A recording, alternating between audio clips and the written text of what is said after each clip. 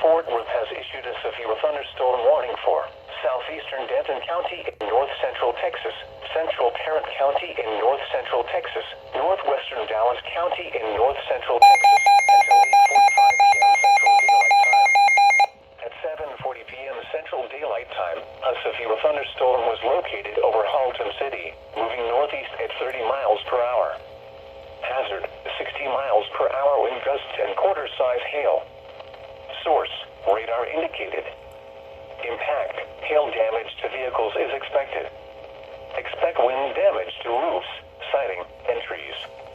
Locations impacted include Dallas, Fort Worth, Arlington, Plano, Irving, Grand Prairie, Carrollton, Frisco, Louisville, Flower Mound, Euless, Bedford, Grapevine, Halton City, Keller, Coppell, Hearst, The Colony, Farmers Branch, and Southlake.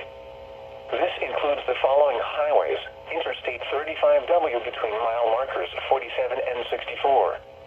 Interstate 35E between mile markers 432 and 454.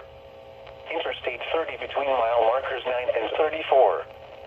For your protection, get inside a sturdy structure and stay away from windows.